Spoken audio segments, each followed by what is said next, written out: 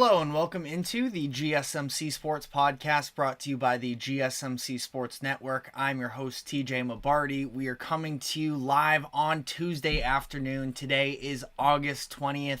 And we have a whole lot of NFL storylines to hit on. First of which being the interesting comments that Dolphins quarterback Tua Tagovailoa made in regards to his former head coach in Brian Flores, and some of the shocking quotes that came out from that interview that he did that ended up airing last night. So we'll be discussing what he said there and sort of how we can perceive both Tua and Brian Flores coming out of this. Mike McDaniel obviously in the crossfires there as well. Then we are going to be giving some updates on some of the starting quarterback battles that are going on across the NFL. The Washington Commanders have named Jayden Daniels their Week 1 starting quarterback, so we will discuss the move there. And additionally, the lack of a move from the Denver Broncos, who are still undecided as Sean Payton is not ready to commit to one of his quarterbacks there. And then we will wrap up the show by discussing the Atlanta Falcons, who over the weekend decided to sit Michael Penix Jr., said they have, quote, seen enough from him already to have him sit out the remainder of the preseason. Very interesting decision considering that Michael Penix is currently listed as their quarterback too. So we'll discuss their decision there, and I'll give my thoughts on something that I think there's maybe a little bit more going on there in Atlanta than they are leading on. And then we will finish off the show by previewing their upcoming season. But before we get into all of that, just a reminder to like, follow, subscribe wherever you keep up with us. To any of our viewers, be sure to use the comment section to give us your thoughts on the latest happenings in sports, whether it's a quick comment, a thoughtful question, your take on something that's going on in the sports world. We want to hear what you have to say, and as we try and make this show as interactive as possible, we very much encourage the use of we encourage our viewers to use the chat button, and additionally, if you would consider using the super chat button, that is the $sign on YouTube Play, to help support us here at the GSMC Podcast Network. Anything would be very greatly appreciated there. So, last night there was an interview that came out that featured Dolphins quarterback Tua Tagovailoa. He was on the Dan Le Batard Show, and at one point he was asked about his former head coach in Brian Flores, and it was something that it seemed like from the interviewers they were trying to figure out a little bit more there. Tua was holding off a little bit at first, but eventually he ended up being very candid with his experience with Brian Flores as his head coach. And he voiced some frustrations with the coaching and the overall mentorship style of Brian Flores with him when he was in the beginning stages of his career. He spent his first 2 seasons being coached by Brian Flores after he was taken in the first round of the 2020 NFL Draft. And it sounds like behind the scenes, Brian Flores was urging the Dolphins to take Justin Herbert instead of Tua, and ultimately the front office decided to go with Tua, and it seemed like that was something that sort of created a rift initially between Brian Flores and the front office, and it ultimately went into Tua's actual tenure with the Dolphins, where it was pretty clear from the jump that Flores wasn't all that supportive of Tua. It was very interesting the way specifically that Tua's rookie season played out for them, because he started the season on the bench. It seemed like sort of a natural point coming off of there was a bye week involved, that an early bye week could help sort of set Tua up and have him begin to develop. He started to take on the full-time starting role in week 6, and from there, or it was week 7 actually, and from there Brian Flores was just sort of playing around with how much playing time he was actually willing to give to Tua. He actually, because at that point as well, Ryan Fitzpatrick was a solid quarterback as well, that, I do think that ultimately at that point, Brian Flores probably had somewhat of a point, that Ryan Fitzpatrick in the present, at least at that point in 2020, probably gave the Dolphins a better chance to win in that 2020 season than Tua did. So I understand where he's coming from there, but there was a clear push from the front office that they wanted him to take over, have Tua be the franchise guy, and he was very resistant to it. And ultimately, he ended up pulling Tua out of a couple games that he initially started to try and let Ryan Fitzpatrick finish it off. So the relationship very clearly was not strong, and it was pretty public at the end of his tenure there in Miami that essentially it was a choice between Tua and Brian Flores. And what history has showed us is more times than not, front offices are going to lean with the player talent over the coach, and that's what they decided to do.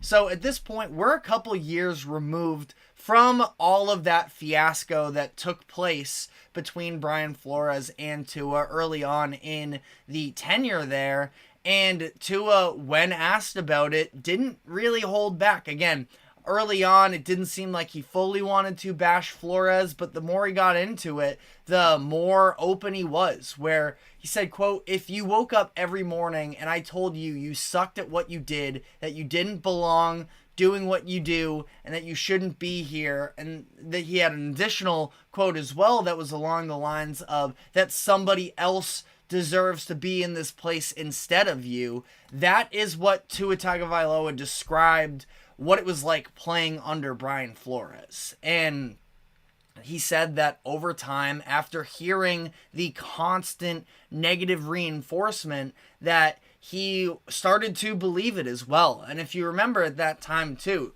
Tua, especially with Justin Herbert sort of merging onto the scene, I still feel like the average NFL fan would still argue that Justin Herbert is a better quarterback than Tua, and that the Dolphins possibly made a mistake by drafting Tua over Herbert. But clearly at this point, based off of what Mike McDaniel has been able to get out of Tua these past 2 years, where while Brian Flores was more on the negativity side of it, Mike McDaniel is so much more the prototypical modern coach, which, yes, definitely does also require some form of coddling the superstars. We hear about it all the time, about how stars in today's game don't like to be pushed quite as much as they were in the older days. And it's a whole generational difference, I think, as well. The tough love versus,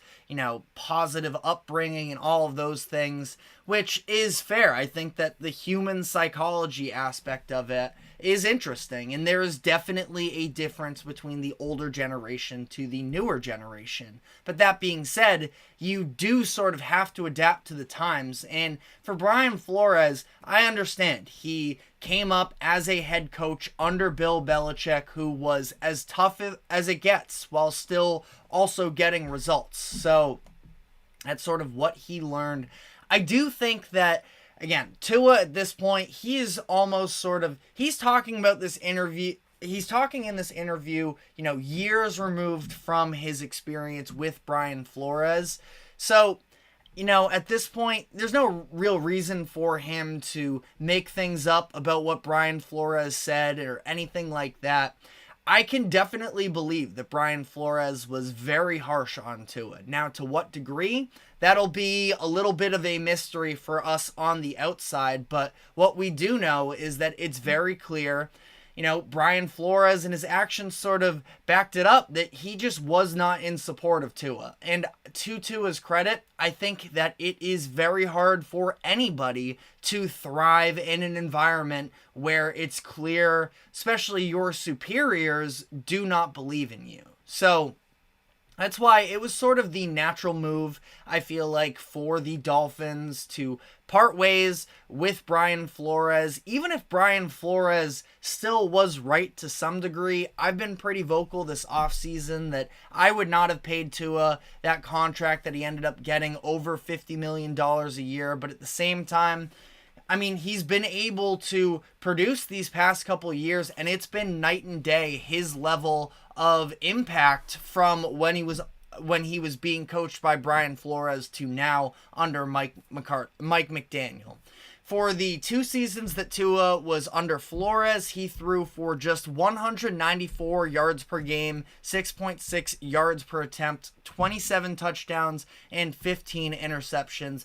Overall, not very good. Definitely not what you would want from somebody that you took 5th overall. But now, in the past 2 seasons since then, under Mike McDaniel, Tua is throwing 272 yards per game, 8.5 yards per attempt, 54 touchdowns, and just 22 interceptions. So, a significant improvement over these past couple seasons, which is why I definitely have not been sold on Tua that he is going to be excellent for the next handful of years. But what I will say is, I'm not ready to put a cap on Tua's ceiling just now. Even if I didn't like early on, didn't love him at Alabama. I maybe thought that he was a little bit overdrafted at the time. And I still don't know how much faith I have in him. But that being said, he's 26 years old. And I understand, especially when you look at the history of quarterbacks, we usually know pretty early on whether or not you have it or not. But that being said, Tua is just sort of coming into his own. He almost pressed the reset button and was going into a new transformation a couple years into his NFL career based off of the switch from Brian Flores to Mike McDaniel. And we have seen him drastically improve each of the past 2 seasons, including to last year, where he led the league in passing yards with over 4,600. So, again, by no means am I ready to put a ceiling on Tua. Do I love the contract? Still, the answer is no. But honestly, when you look behind the scenes as well and you think about sort of what went on, about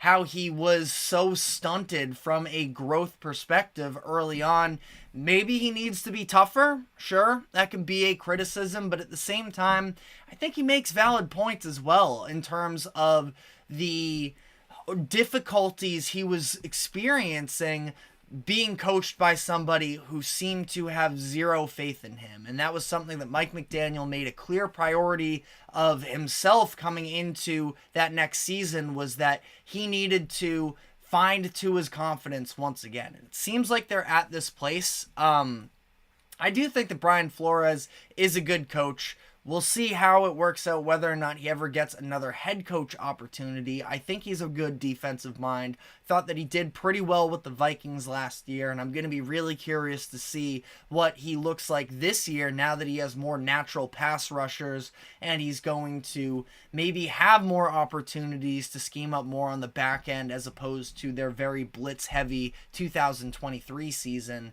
But that being said, the number one sort of, obviously, yes, there's some bad blood there, but more times than not, and yes, there are people actually, their biases come into play, but I do feel like the people that you work with probably have the best read on who you are as an employee, as a motivator.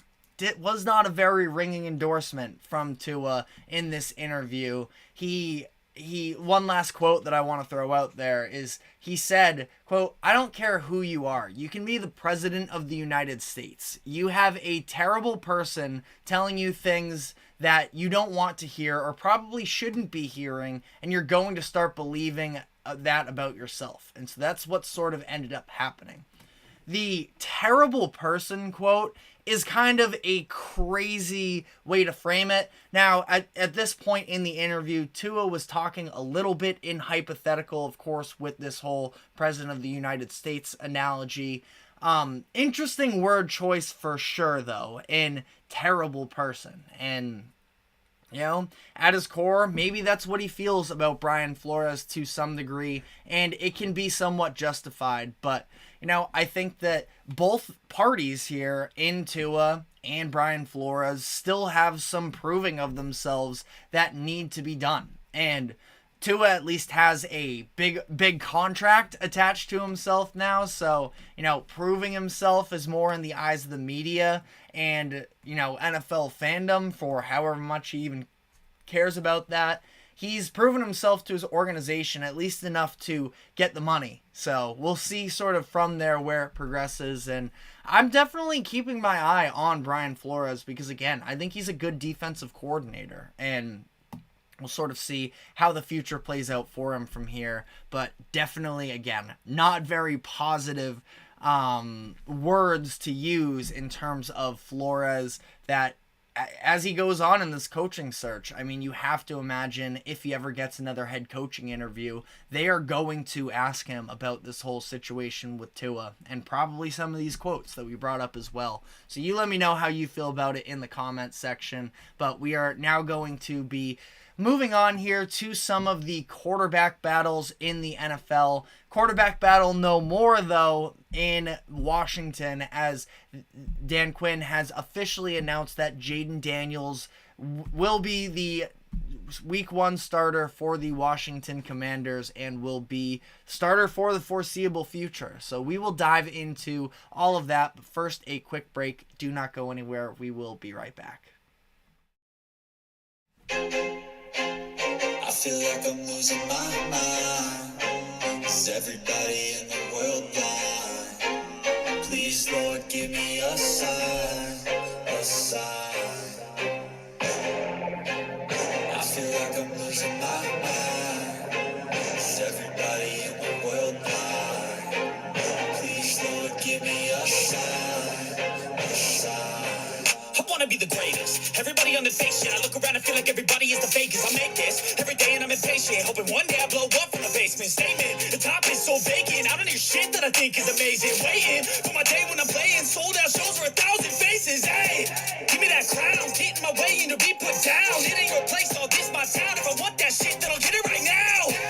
I'm losing it, the noose it fits, I'm losing shit. A stupid myth, you choose to live or choose to dip. You choose to fight or lose your grip and lose a gift. I feel like I'm losing my mind. Is everybody in the world blind? Please, Lord, give me a sign, a sign. I feel like I'm losing my mind. Is everybody in the world blind?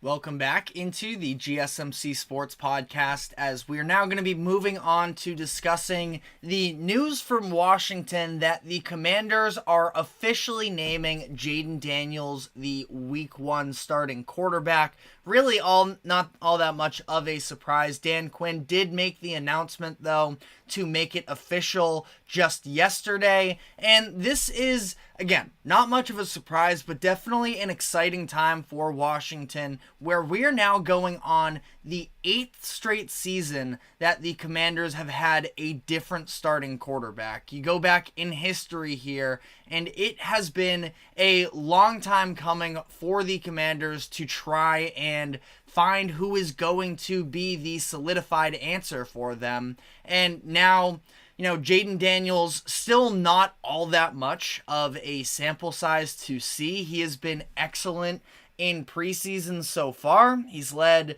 I want to say, I don't know if they actually scored on Sunday when he was in. I know the first drive stalled out, which wasn't his fault, and I think the second one as well. But, regardless, I thought that he was, especially in the game versus Miami over this past weekend, I thought that he was surgical through the air. Week 1 was more of a testament when they played the Jets to being able to see what he can do on the ground. So a dual threat quarterback that was obviously elite his senior season at LSU, where he ended up winning the Heisman, 3,800 pass yards, 40 touchdowns, just 4 interceptions, and then adding another 1,100 yards rushing himself and 10 touchdowns there as well. he is the full package from, a baseline quarterback perspective. The superstar element is where I definitely have some more questions, but honestly, the more I watch Jayden Daniels, the more I like him. And I think that, he should at least be able to buck the end to the trend of a different starting quarterback in week one every season. Going back here from 2023 to 2017, I believe it is.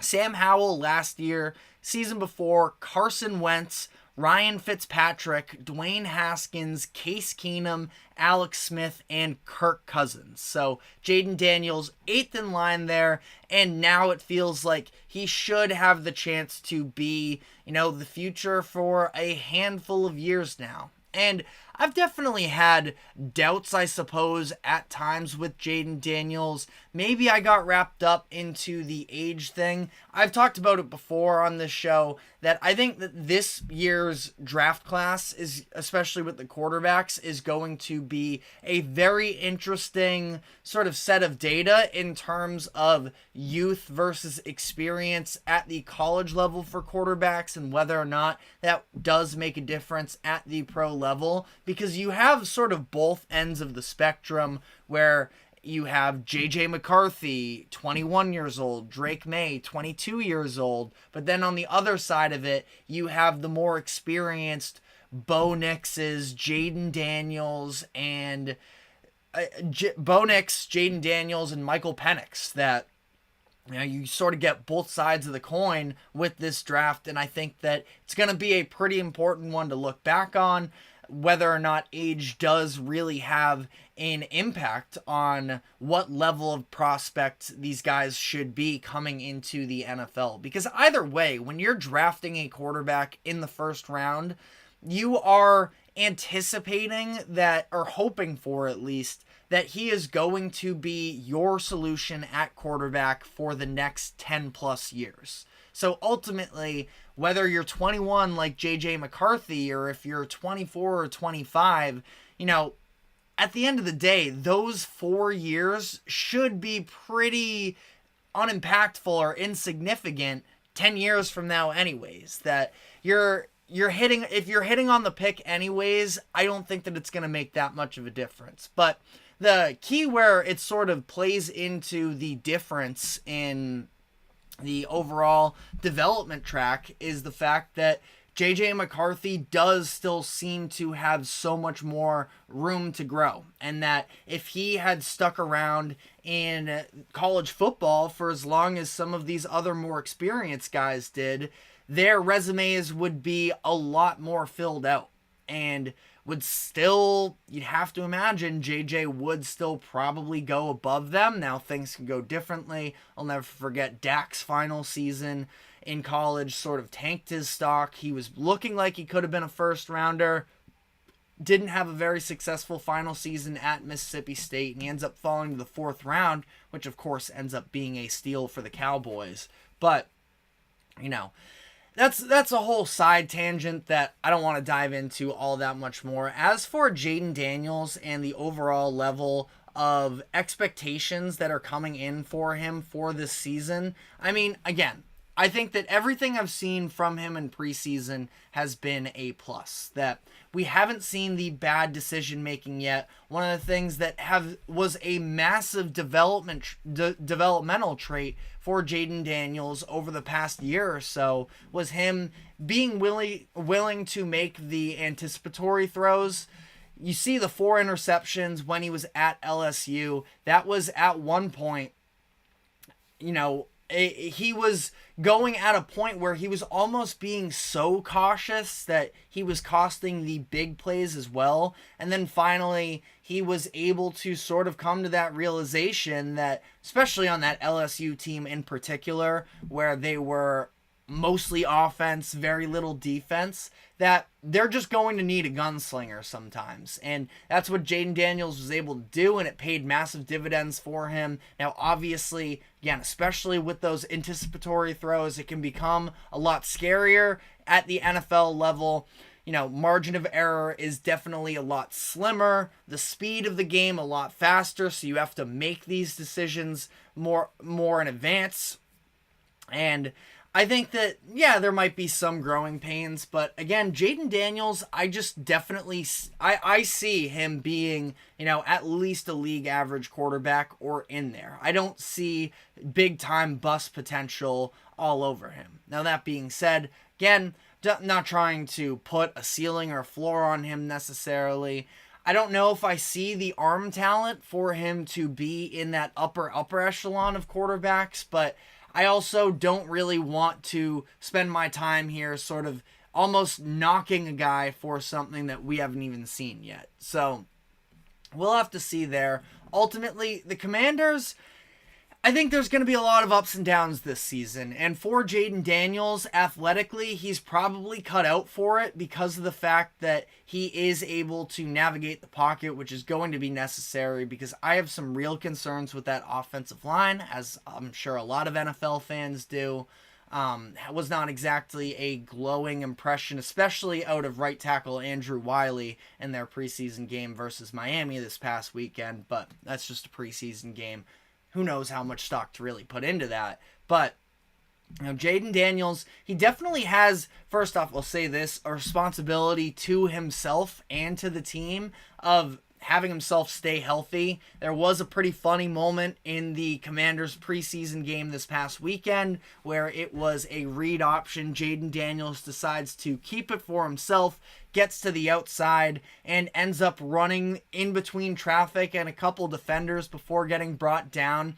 And immediately Dan Quinn from the sideline is starting to track him down, and he's just pointing at the ground. And Jayden Daniels, he sees it, he nods his head, he smiles, laughs a little bit, and Dan Quinn just sort of shakes him off.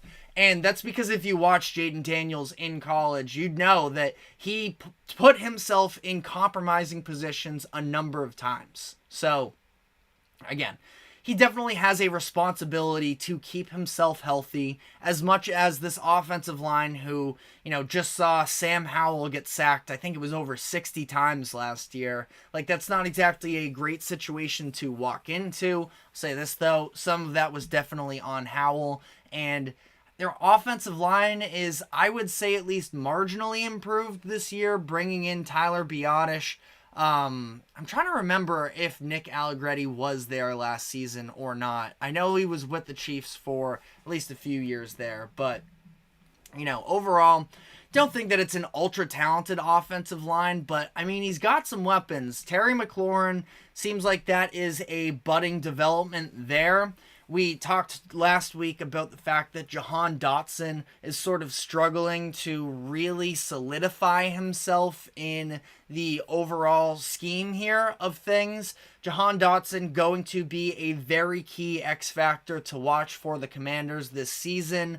Dyami Brown is somebody who was at least getting, kicked around a little bit in trade rumors. Brown was a day 2 pick in 2021 out of North Carolina. Hasn't really burst onto the scene just yet, but for whatever it's worth, I thought that first drive in particular, we were seeing Brown making some moves. I've heard positive things out of him from camp, so maybe he could end up taking over. It's not like their receiver core, I'd say Terry McLaurin, certified stud. Outside of that, you at least have a number of different names. Like, it actually goes pretty deep between Dotson being a first-round pick from a couple of years ago. Maybe Dyami Brown isn't exactly household, but somebody that I'm definitely interested in at least.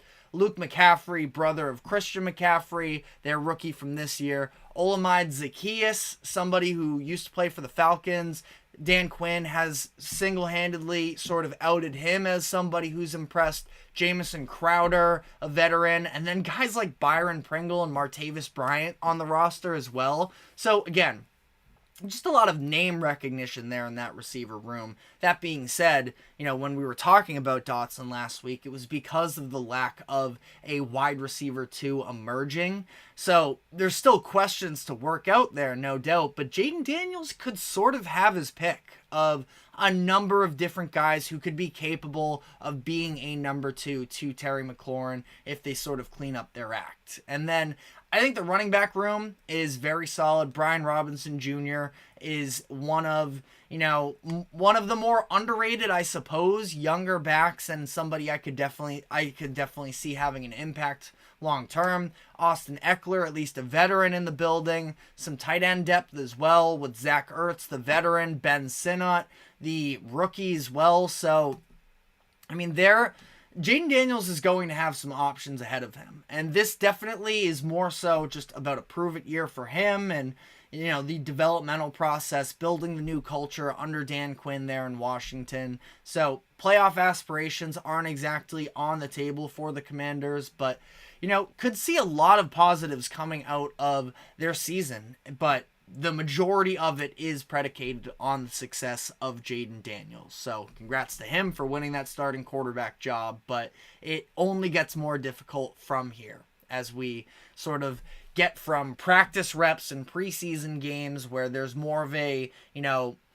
low key or energy behind it, and there isn't quite as much pressure on every single play. Sundays, game days in the NFL is where your career is made or broken. So, again, challenges ahead for Jayden Daniels, but a lot of positives up to this point in the season for where you can possibly be at in late August. But as Jayden Daniels was named the starter, I was also anticipating seeing one of the other rookie quarterbacks be named to that same role as well for their respective team in the Denver Broncos, following what has been a very impressive couple of showings for Bo Nix through training camp, or through preseason specifically, and yet Sean Payton is not ready to name a starting quarterback, so we will dive into that entire situation. But first, a quick break. Do not go anywhere. We will be right back.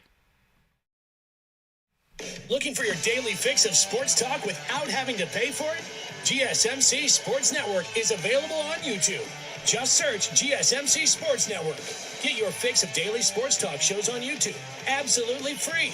NFL, college football, NBA, MLB, MMA, UFC, fantasy football, and so much more.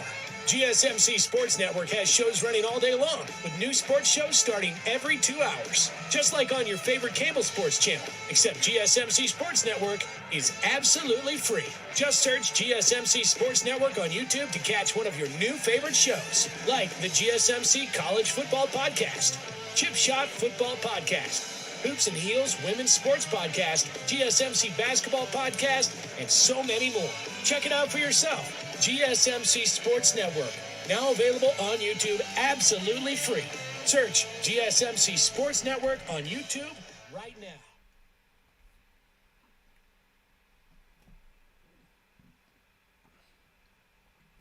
Welcome back to the GSMC Sports Podcast, as we are now going to be diving into another quarterback battle. We just talked about Jayden Daniels officially winning the job for Washington. Now, in Denver, I kind of thought that we were going to be hearing some similar news after Bo Nix has been very solid throughout his first couple preseason performances. It sounds like in camp he's been doing pretty well for himself as well, and yet Payton is not ready to name a quarterback one. Right now it sounds like the race is between him and Jarrett Stidham. Zach Wilson is also on the roster, but and honestly didn't look horrible in preseason from what I saw at least, but can't imagine he's in that conversation really. And I was definitely surprised to hear that Payton outwardly was not ready to commit, considering I thought that Bo Nix pretty much locked it up with how he played. He ended up starting the game for Denver this past weekend. Now, ultimately, the Broncos were playing in week 2, and generally speaking here as well, week 2, typically we start to see less and less starters actually in there, but Nix at least, started the game, so it's not like he was facing the starters for Green Bay's defense, but he was at least, getting the top of the competition relative to what Jarrett Stidham was facing. And Stidham, when he came in, was just clearly not on the same level as Bo Nix. Nix at this point in this game, he was 8 of 9 for 80 yards and a touchdown. Could have had another touchdown pass in there as well, but we talked about this the other day, or just yesterday, where he had the play in the red zone where he ended up scrambling out of traffic, rolling out to his left, and just sort of lost the awareness of where the line of scrimmage was. Ran over the line of scrimmage before throwing it to Javonte Williams. I think that's an easy fix, and if it were, that's probably still an easy touchdown for him. So, again, a little bit of a learning curve here, but at the same time, Bo Nix was pretty special. And now at this point, we are looking at they have scored... The Broncos have scored on 6 out of 7 offensive drives with Bo Nix in the preseason so far, and I just definitely thought that was going to be enough, but clearly that is not the case, and they are going to continue to be evaluating throughout the course of this week and ahead of their final preseason game, which is going to be against the Arizona Cardinals later this weekend. So, to some degree, Sean Payton, he knows what he's doing, obviously, and he wants to keep the quarterback competition alive and healthy. Maybe he's seeing some things behind the scenes that, I don't know, maybe Bo Nix is being motivated by this competition, but I'm just surprised because I don't really think that the Broncos, they know that they're not really getting anything out of Jarrett Stidham. Now, they liked Stidham when they brought him in last offseason, keeping in mind as well with the fact that Russell Wilson was on his massive contract that he had just signed, and yet the Broncos were still willing to go out and give Stidham a fine enough deal at least with a couple years on it. And I guess it was 2 years, $10 million. I thought it was more when I had first heard about it, but yeah, I guess 2 years, $10 million is all it was. So that's not even that much, belief, I suppose, in who Jarrett Stidham is as a quarterback, and yet they are still sort of flirting with the idea of having him be the week 1 starter as opposed to Bo Nix. Now, if there are things, again, behind the scenes that maybe are very concerning for Nix, you don't want to yank him in and out of the lineup, I suppose. But, again, for the Broncos, I just feel like there's not all that much that they're really playing for this season. I mean, Sean Payton definitely coaching for pride and trying to rebuild the system that is currently in place with the Broncos, but realistically, they're not going to be, at least in my opinion, a playoff contender. Now, last year, I know they were at least in the mix for a while, but I think that winning streak that they had, we talked about this before, the sort of unheard of, unrealistic expectation of winning the turnover differential really helped to sort of help them pull out some wins that I don't think is something that you can sort of chalk in for this upcoming season as well. And that's not to say that the Broncos can't still be a competitive team. Sean Payton is obviously a Hall of Fame caliber coach. So to entirely write them off, I think would be a little bit irresponsible. But you also look at the roster, and I just feel like it's pretty obvious that there are a number of real holes in this roster. So that being said, I feel like Bo Nix was sort of the easy decision for the Broncos to be able to throw him in and start to evaluate what the future looks like. At this point, Bo Nix, he's 24 years old, I believe. 24 years old, just turned 24 in February. That's not somebody that you really have to worry about, easing into the style of NFL play. He should be as ready as just about anybody else. Throughout the course of his career, he started something along the lines of 60 plus games over his college career, playing, 5 seasons, 3 at Auburn, 2 at Oregon, and, especially after last year being one of the best players in the country with 4,500 yards, 45 touchdowns, 3 interceptions, a 77.4% completion percentage. Like, that is kind of unheard of. I think the completion percentage was a record for a full season by an FBS quarterback, but definitely fact check me on that if I'm off there. But Bo Nix is somebody that, some of the physical limitations could come into play. One of the biggest concerns with him being the fact that his arm isn't quite as strong as you would prefer at the NFL level. But I don't know how much they're going to coach Bo Nix to overcome some of these physical deficiencies. The big thing for him is he's so experienced. He's seen so many different looks. Put his mind to the test. Throw him out there. I don't really understand what the hesitation there, like what that would look like and why that would be. Especially because, I think they're fine, especially at the tackle position. Like, Garrett Bowles could end up being, and hopefully, I'm not getting too far ahead of myself saying this, but I think that Garrett Bowles is somebody, unless he already has, that could be, in contention for being an all-pro player at some point. There's honestly a chance at this point, a few years in, that he has made an all-pro second team in 2020. And last year was a nice bounce-back season for him as well, following an injured 2022 campaign. So, you feel pretty good about what you have as that blindside blocker. Just sort of let Bo Nix learn from there. And I'm sure that this is where we're going to be headed anyways, and in a few weeks, maybe even less than a week, a few days from now, that we could be seeing the announcement that Bo Nix has officially won that starting quarterback job. But I'm curious what it is that Sean Payton is sort of waiting on at this point, because, again, I don't really know what you are giving yourself unless very genuinely Sean Payton sees something in Jarrett Stidham that makes him think that they could win more games than anticipated, which I have a hard time believing that that's the case, at least from what I've seen of Jarrett Stidham in the preseason so far. But I don't know. Just a little bit of an interesting decision from Sean Payton to slow play this. Ultimately, I think we end up at the same place anyways, and we see Bo Nix be the starting quarterback for the Broncos. You know what? I'm kind of rooting for Bo Nix as well. Those Auburn years were pretty bad for him. He started as a true freshman, I believe it was, in 2019, and it was definitely underwhelming from what the overall consensus was, and I think that was sort of held against him into these past couple seasons at Oregon, where especially his final season, Dan Lanning had full confidence in Bo Nix doing just about anything, for that offense, and Lanning was vocal as well about having confidence in Bo Nix. He was very supportive of him through the pre-draft process,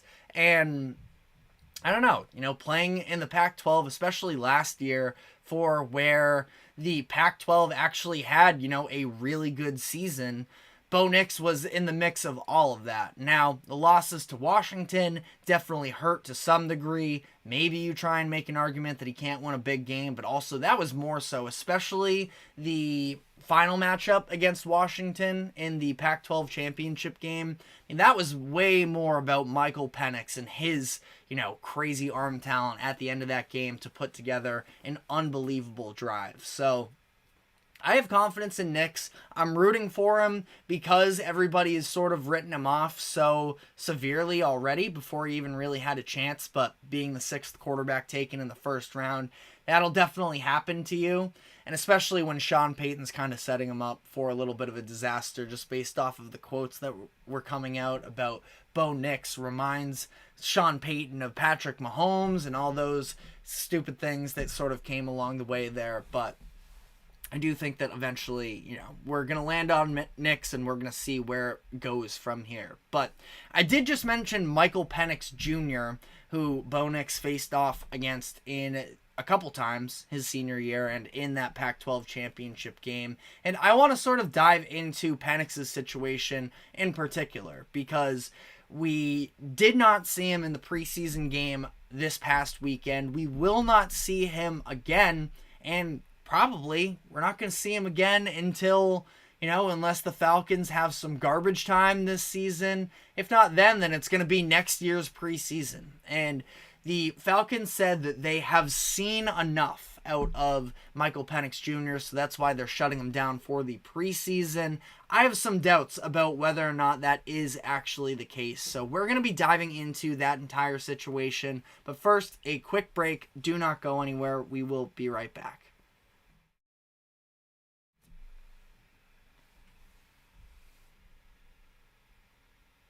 For the best and latest podcasts available anywhere, go to the podcast app on your cell phone and type in GSMC to access free content-rich podcasts on health and wellness, book reviews, sports, entertainment, relationships, social media, movies, technology, finance, and even weird news. Subscribe and download the GSMC Podcast Network's family of shows, available everywhere podcasts are found.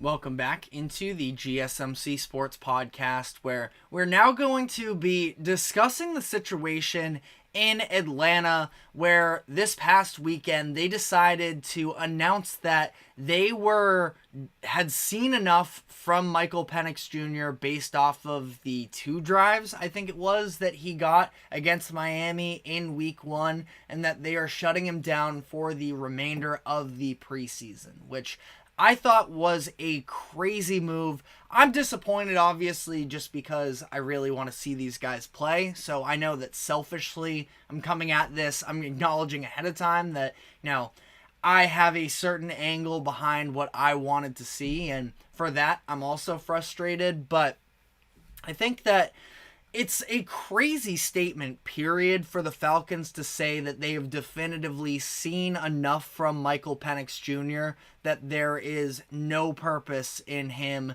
getting more reps and more NFL experience in these preseason games, especially considering the fact that Penix is not the starting quarterback. So it's not like you are gambling on his health, really. Now, to be fair, Michael Penix Jr. does have an extensive injury history. So, and I suppose the Falcons, if that was the case, they probably wouldn't outwardly say, Penix has had injuries before, we don't want to get him injured again. Just kind of gives off the impression that you're coaching scared. But that being said, I don't know if what they're doing now isn't also sort of coaching scared. And I think it's sort of in the other direction, where I sort of feel like they are just trying to shut Penix down to avoid any possible quarterback controversy heading into the season. Michael Penix, I thought, looked really good in his preseason game last week, where he was able to put on a little bit of a show, had a couple nice connections to Chris Blair, the one down the sideline in particular. And, I think that Michael Penix Jr., it was really refreshing to get to see him, running around a little bit and having an opportunity to show himself. But I guess it was almost so much so that, and to the Falcons' defense as well here, they are coming in an entirely new regime, new head coach, new starting quarterback, new quarterback of the future.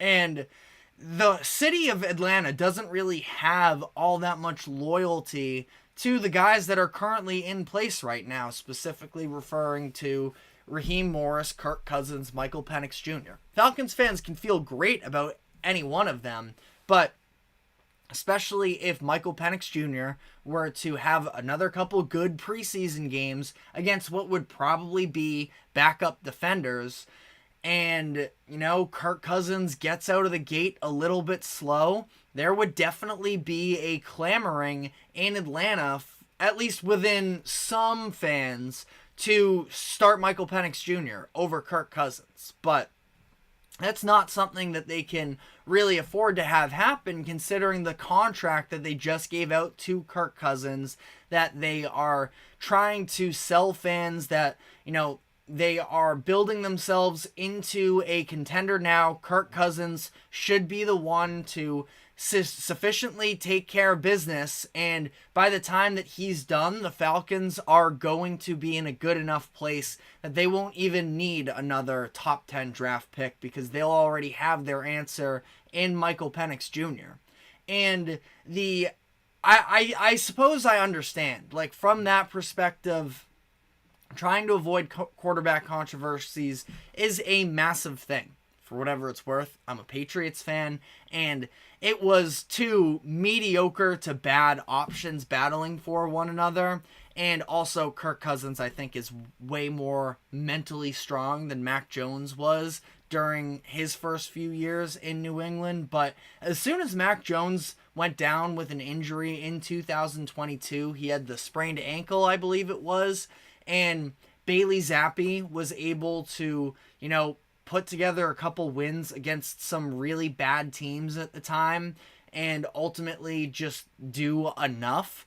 That totally restructured the entire way that the Patriots were perceived by a lot of the fan base, and I think that it really got to Mac Jones, that he was getting booed. Bailey Zappi, who was no better than him, was getting cheered for doing basically the exact same thing, and it just led to a very unstable situation in New England. And again, Patriots are just a mess right now. So it goes a little bit beyond that as well. But in Atlanta, and sort of trying to compare that, again, Kirk Cousins, I'm sure at this point in his career, has experienced a lot more of the noise and would be a lot more capable of handling himself in some sort of a quarterback controversy situation.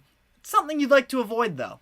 And I feel like I understand from that perspective. Also, though, again, Michael Penix Jr., he's not going to play for you for years from now anyways. Ultimately, who cares what the fans think to some degree, in terms of, oh, Michael Penix was good against the third stringers. That must mean that he's better than Kirk Cousins, who's been doing this for a decade and just got paid. I think that, the front office should feel stable enough in their decision to sign Kirk Cousins that they can maybe try and develop their top 10 draft pick from this year a little bit in preseason. I really don't think that that's much to ask for at all, especially when you're talking about a drive or two. Like, a couple of weeks from now, nobody will even be remembering what happened in this preseason game. And I don't know. I think that overall here, really disappointing decision from the Falcons. I can understand it from the perspective of trying to save face a little bit, which is a task they kind of set themselves up for, considering they used all of their cap space and their first round draft capital, sort of the two things that fans hold most sacred in terms of off-season moves or any sort of roster transaction. Fans get excited for nothing more than having cap space and having a first round pick. And they doubled down in both of those categories with the exact same position. Now again, long-term vision, if this works out the way that the Falcons want it to, you can say that it was the right move. But I guess the Falcons just didn't want to sort of fuel that fire earlier than they had to. I'm just disappointed because I was a huge fan of Michael Penix Jr. at the college level. While I had some, concerns to some degree about how he'll be able to transition to the NFL, I'm really rooting for him and I want to support him. And the fact that, the Falcons sort of robbed us fans of that was a little bit disappointing. But let me know what you have to say in the comment section, because again, I understand the reasoning of not wanting to start this quarterback controversy, but at the same time, I think it was kind of soft, and I feel like the Falcons should have just, understood their own internal scouting and development. That's all they should really be worried about, and they should have just played Michael Penix Jr. Let him get the reps, let him have, even if it is very limited, have him get more comfortable with being in an NFL setting. And instead, we got to watch Taylor Heineke run around and sort of, I don't want to disrespect Taylor Heineke for no reason, but at the same time, we saw how that worked last year, and we just know that there is nothing there in terms of being a future starting quarterbacks. But whatever. It is what it is. It's preseason anyways. Maybe I'm making a bigger deal of it than I have to be. But again, let me know what your thoughts are in the comments section. But while we are on the note of the Atlanta Falcons, we are going to be previewing their upcoming season. We are starting off now a preview of the upcoming year for every NFC South team. First off, we have the Falcons. So Michael Penix Jr. might not be playing, but Kirk Cousins obviously is the guy that has a lot of eyes on him this upcoming season as the Falcons move forward with their new regime. So we are going to be talking about their key moves of the offseason, what this new regime looks like with Raheem Morris and Kirk Cousins, and we'll be looking at their very favorable schedule as well to predict what their record will be in this upcoming season. So we will get into all of that, but first a quick break. Don't go anywhere. We will be right back.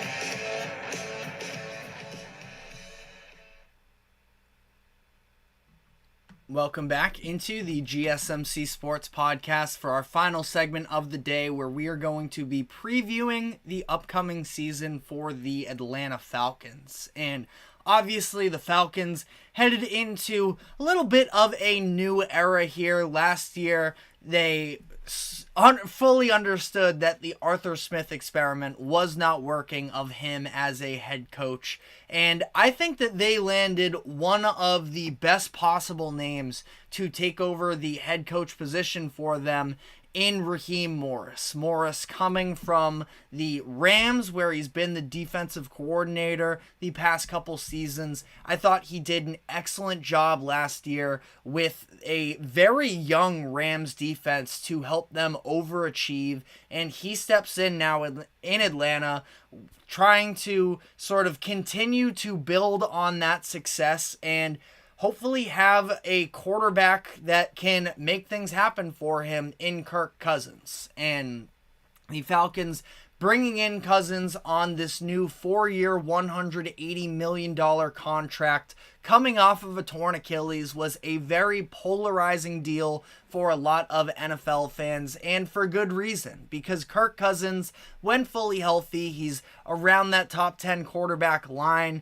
but he's had his shortcomings, he's had his sort of meltdowns in big moments that people do hold against him 100%, and somewhat deservingly so. I also feel like it's not, Cousins doesn't necessarily get credit either for more often than not, since his early years in Washington, elevating the overall situation, seems to be excellent within the locker room. And ultimately, I think that he is somebody that, especially for this Falcons team that plays in an NFC South division that is pretty wide open, in an NFC conference that is pretty wide open as well. Atlanta, I'm definitely not hopping on that Super Bowl train just yet, but you can talk yourself into it a little bit, and we'll sort of get into the schedule later in the segment as well to sort of further look at.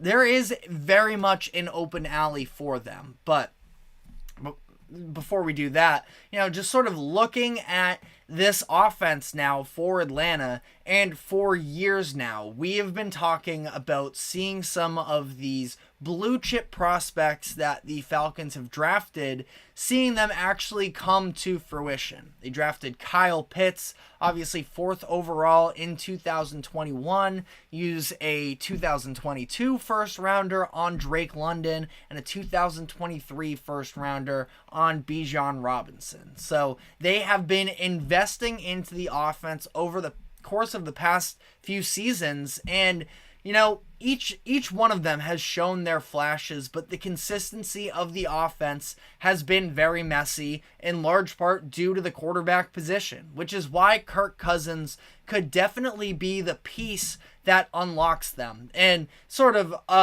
another angle here that doesn't get talked about quite as much as well is now, especially when you look at Pitts, who was drafted in 2021, all of these guys in these next few seasons, Kirk Cousins fully guaranteed through, I believe it's 2 seasons, could be 3 seasons. I'll double check on that before we get out of here. But they are going to all, Kyle Pitts, Drake London, Bijan Robinson, they're all going to be eligible for contract extensions soon enough. Kirk Cousins is fully guaranteed through the next 3 seasons. So at that point, Kirk Cousins, if he is going to unlock them, and if they ever can be unlocked to some degree as well, this is going to be the opportunity for them to shine, for them to get that second contract, which I also think is a very important responsibility here for the Falcons to say, okay, you know what? We've invested all of this draft capital on these skill position players. We need to actually know whether or not we hit on them. They go and they pay, maybe overpay a little bit, but they go and they pay a quarterback that they feel confident that he can at least give them a fair shot to succeed, which I 100% stand behind from the perspective of the Falcons. And you look at where they've ranked in years past, specifically scoring in the red zone.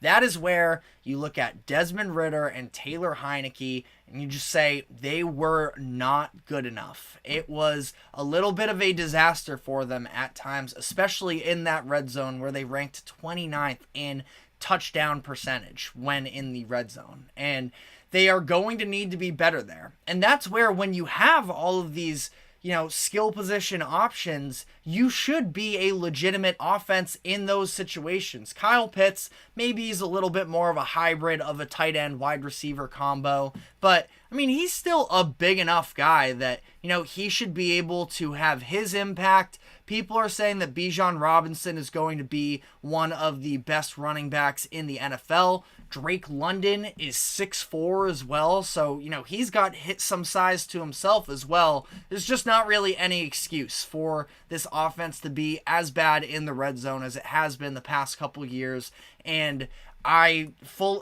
maybe not fully, but I'd say, a good 75 at least % of that blame is on the quarterback position. Also Arthur Smith as well from a play calling perspective. But, outside of that, I think it's a good offense. I don't love their offensive line. Now, they just reworked out a new deal as well with Chris Lindstrom, their Pro Bowl guard. So that's a nice deal to sort of iron out headed into the season. But overall, I do think that this is, I'd say, a subpar offensive line. There are worse ones out there for sure. I don't know how much, faith I'm really putting in them, but at the same time as well, they were a pretty good blocking team in terms of Pro Football Focus's advanced analytics. Maybe it's just the fact that I don't necessarily have, quite as good of a name recognition with a lot of these guys. I like Jake Matthews. I like Chris Lindstrom. I don't really know the others. A lot of the pass blocking statistics would say that this is a solid group. So definitely something that I'm keying on with this offense as well is how's their offensive line going to perform, because I think it can be a massive difference maker for the Falcons if they really do pan out to what the analytics would have shown from last year. Defensively, you have some shares of questions, but it always helps to be able to bring in a couple of veterans. And this was a defensive group that sort of exceeded expectations last year anyways, as it were.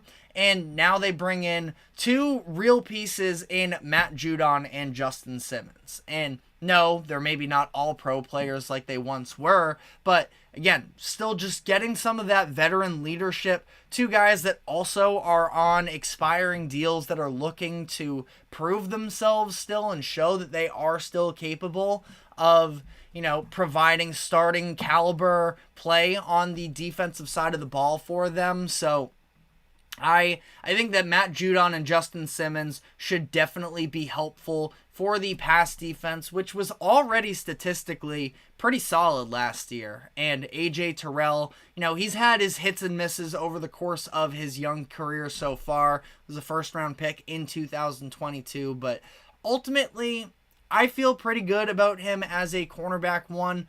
The rest of the secondary is fine, I suppose. The big thing is Jesse Bates has been an absolute steal for them. Bates was a key part of that Bengals defense for when they made the Super Bowl in 2021. The Falcons brought in the Brinks truck to pay him, and I think that Jesse Bates doesn't get talked enough about in terms of being one of the best safeties in the NFL. So that's definitely something to feel good about. Part of the issue with this situation and this defense is the fact that the run game is pretty subpar, 20th last season in rush yards allowed per game. It's not like Judon and Simmons you really feel like are going to be able to beef that up. Rook Arororo, whose name is a mouthful first off, but second round pick out of Clemson. I've liked the flashes I've seen from him in preseason. I really liked watching him at Clemson. I think that he can be a difference maker there. Grady Jarrett, if you get him fully healthy as well, it's a fine defensive front. It's more so, do you believe in Raheem Morris as the motivator? I saw what he did last year with the Rams. I see no reason why he can't continue to sort of overachieve a little bit defensively with this group that has, some real players on it. Linebacker is a little bit of a sore spot there. J.D. Bertrand, though, another rookie that I would definitely keep my eyes on as well. In that linebacking core. That was day 2, day 3 pick. But looking at their schedule, Sharp Football Analysis has them with the easiest schedule in the league pretty significantly as well, I might add. So you look at overall how this plays for them. A couple tough out-of-divisional opponents early on in the season. At Philadelphia week 2, and then Kansas City at home week 3. Really outside of that, though, don't have many world beaters on this schedule. And I think that the Falcons are going to be in a very good position, especially if, again, I'm not putting them in Super Bowl conversations this season yet myself, but, if you were to, I think that the clear path is they got to take advantage of the schedule at hand for them. By the way, week 9 versus the Cowboys as well, I should have also thrown into that conversation of the top end teams that they're playing. But really outside of that, not a whole lot. And keep in mind as well that I would say that week 9 versus Dallas and then probably week 10 at New Orleans is a difficult game. But I think that final stretch of the season, we could see the Falcons start to play their best football down the stretch, where you have home versus the Broncos in week 11, a bye week, home versus the Chargers week 13. Kirk Cousins returning to Minnesota week 14, a little bit fueling the fire there. You know Kirk has that one scheduled on his calendar. At the Raiders, at home against the Giants, at the Commanders, and then at home against the Panthers. We could see them go on a really impressive stretch down there where I'm definitely not going to say undefeated there, but you're talking out of that core of games I just listed, 8 games. I mean, 6-2, maybe even better, I think is very much on the table. Ultimately, with the Falcons, I think that they are trending in the right direction. Raheem Morris was a really nice hire in my eyes. Kirk Cousins is going to be able to fulfill what's asked of him this season.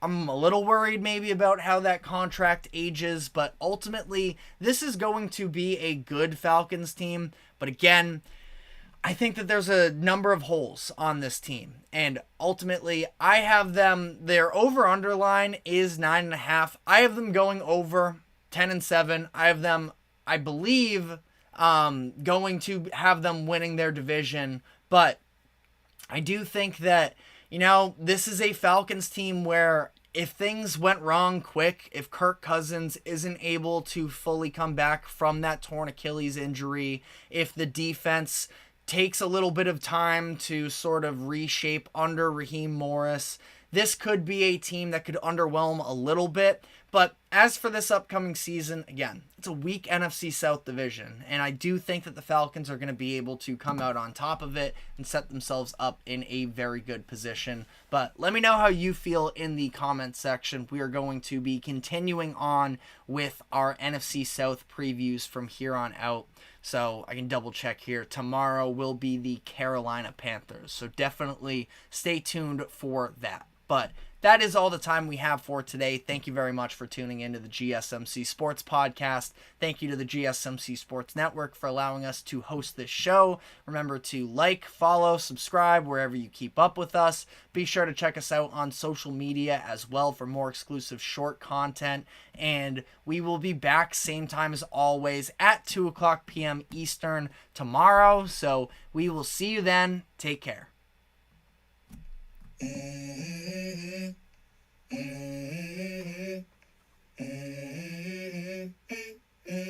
Let's go. I wake up to a little bit of drool on my pillow, feel like it's gonna be a bad day. Yeah, I'm tired of shit, and the coffee ain't hit yet, damn ain't that